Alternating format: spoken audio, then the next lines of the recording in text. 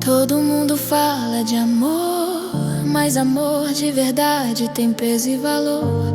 Não é só palavra jogada ao vento, é decisão no meio do deserto e do tempo. Ele não força, não puxa a mão, não invade o coração, mas deixou o céu, desceu aqui por um amor que nem eu mereci. Não foi promessa vazia, nem emoção de um dia. Foi cruz, foi dor, foi entrega total. Quem mais faria algo assim, afinal?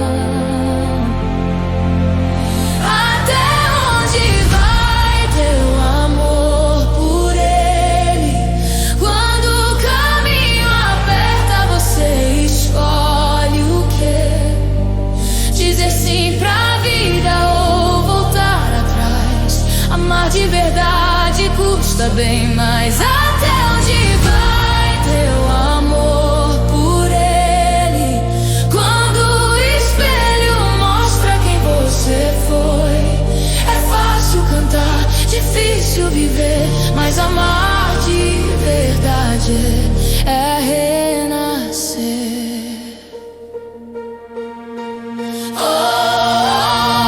Muitos dizem eu creio, eu sei, mas fogem quando o preço vem. Negar o ego, soltar o passado, deixar o velho homem no chão enterrado. Não dá pra dançar com a luz e abraçar a sombra da cruz. Quem ama escolhe todo dia trocar o prazer pela eternidade que guia. Ele já fez a parte mais pesada, abriu o caminho, rasgou a estrada. O céu não exige, mas chama você. O amor responde, não finge viver. Até onde vai teu amor por ele? Quando o pecado chama seu nome, é só discurso ou é transformação? Amor de verdade muda a direção. Até onde vai teu amor por ele? Quando dizer não dói mais que cair. Não é obrigação, é decisão. Amar é entregar o coração.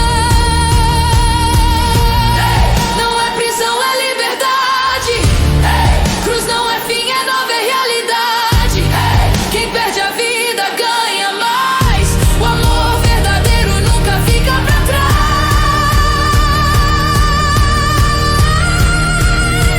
Até onde vai teu amor por ele? Não é sobre sentir, é sobre viver. Quem foi amado é o fim. Aprende a amar assim. Até onde vai teu amor por ele? Não por medo, não por obrigação, mas porque um dia ele olhou pra você e te amou primeiro sem condição.